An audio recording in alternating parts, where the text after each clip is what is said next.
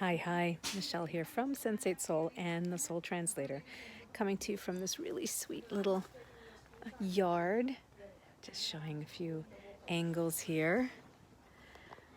And I am actually, look at this. Buddha. I'm going to show you also, this is really sweet. I love these little guys. Ladies, little birdhouses. They're so cute.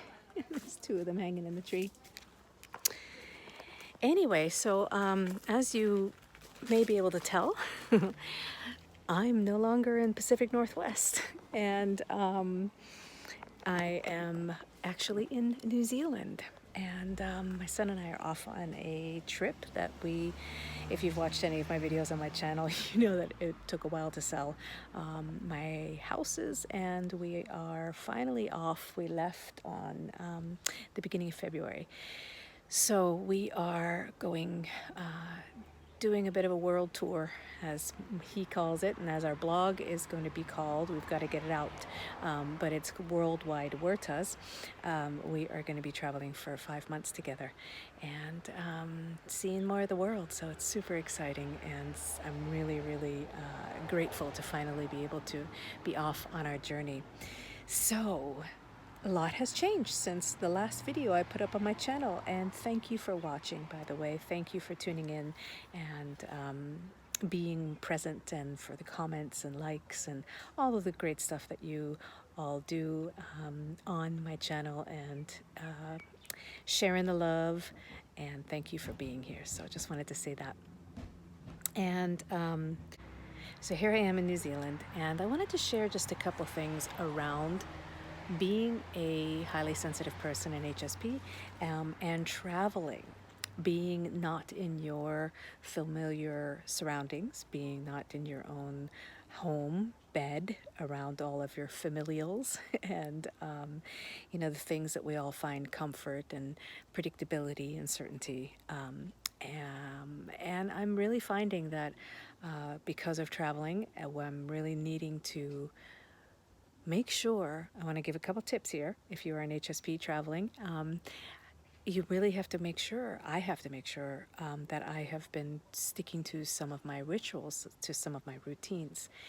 Meaning, of course, when you're traveling, you're kind of all over the place, and everything gets disrupted, and may not be able to depend on kind of the usual ways that we do our days. And that can be really, really, jolting for us HSPs. It can, it has given me a feeling of being, of course, very, ungrounded, of, a certain amount of discomfort of being in other people's homes, in other people's spaces. Of course, that means for us HSPs, it means feeling different energies, and having to adapt or accommodate or be aware of and discern. It's just when you get out of your comfort zone, like any sort of comfort zone, whether that is, in habit or in conscious change or in travel or in personal growth or in business growth, whenever we get out of our comfort zone, we realize how kind of comfortable we had it, or how comfortable we were. And so comfortable can definitely be, a hashtag, like a quotes, air quotes kind of thing, because often the reason why we want to create change is because our comfort zones have become uncomfortable, because they become too comfortable, and then we aren't growing anymore. And so one thing I've really found amidst all of this change that is really important is to have a routine. So that's the first tip. So for me personally, it is my morning meditation, my morning writings, pulling an oracle card, spending some time with myself, with my soul, first thing in the morning. And then after that, doing exercise, doing something that really grounds my body, and taking a walk, lots of walks. That's a great thing about travel, is that it definitely gets you out into new areas, and walking is a great way to see new areas and to get a real kind of vibe feeling of where you are. And it's really, really grounding for us to do a lot of walking. So taking that morning walk is super, super important. The other thing is, I won't show it right now because it's in the Airbnb where I'm at, and my son is in there playing video games, and I'm just not going to interrupt him. But is bringing something with you that is familiar to you, that is like your altar. So being able to bring like a little travel altar so that you can put that up wherever you are. It's just these little things that create a certain amount of security, and you know, they're just really, it's sweet in every single new spot where we've been to set up the altar and to add little things that we, find along the way to it. And then also, and this is a little side tip here. One thing that I've been doing is leaving something in every place that I'm in, whether it is something, natural that I found, or whether it is a contribution of a rock from my altar, a crystal or something. I'll, kind of leave it as a little blessing or as a little thank you to the space that I've been in. So it feels, there's a give and take in the space. And then the next thing is sleep, making sure that you are getting plenty of sleep. This is really important for us HSPs because we really do, more than maybe some other people. We really do regenerate ourselves and our energetic bodies very much in our sleep. And one thing I have to add to that is sleeping alone, not sleeping in the energy of somebody else.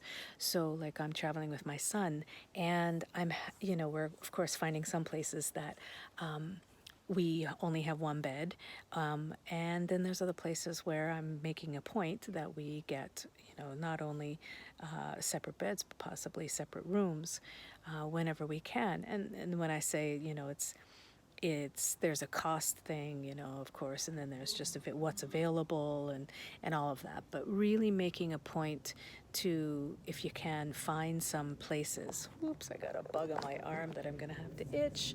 There we go. Finding some places that that give you that personal space to have your own room, to have your own bed. It can be really restoring to be able to sleep entirely in your own space. And then the last one is, and these are all really kind of common sense things, but when we travel and when we're in new places, they're often the things that we can forget or give up, or they get sacrificed kind of easily because we're not in our regular schedule and we're not in our regular places.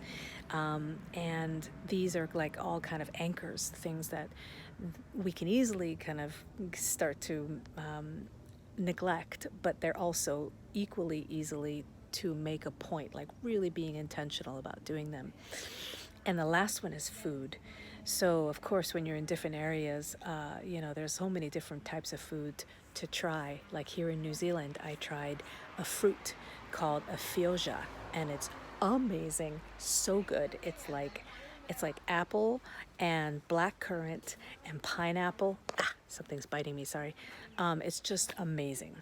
But really making sure that you are being very intentional and very making your eating your diet a priority, so that you're feeding your body, so that you're really grounded within your energy well, and you're really supporting yourself well, because it's easy to kind of start like slacking off and everything. And of course that's all just also part of traveling, ladies over there, of just kind of, I like to use the 80-20 rule. So 80% I'm really like, trying to do my best with taking care of myself and doing all the quote unquote right things, and then 20% you're just kind of, sloughing off and doing whatever.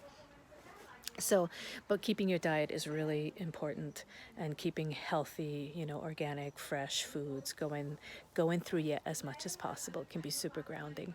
And then the last thing I wanted to say is around clearing spaces and trusting yourself around the energies of spaces. There have been Airbnbs that I, didn't that I left because there just was some funky stuff, mojo going on in that spaces.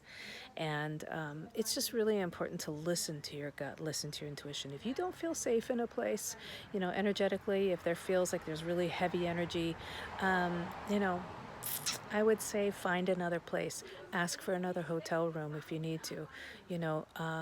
I know that sometimes, there's expenses that are involved with that, but if you're not feeling safe, if you're not feeling good, then don't stay there because that's just not worth it.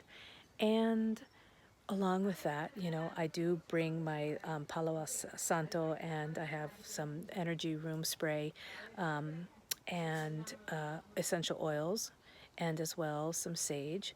And just making sure, like when you walk into a space, that you're allowing yourself to really energetically own the space that you're in. So intentionally, if you need to relate to the space and say this is a good space, this is a space of healing and health and happiness and safety, and I am here to be in a good space with the space, and any and all the energies that are not conducive to that are invited to leave now, and you can use your whatever cleansing technique that you want to use, just to be able to make sure that your space is really harmonious for you.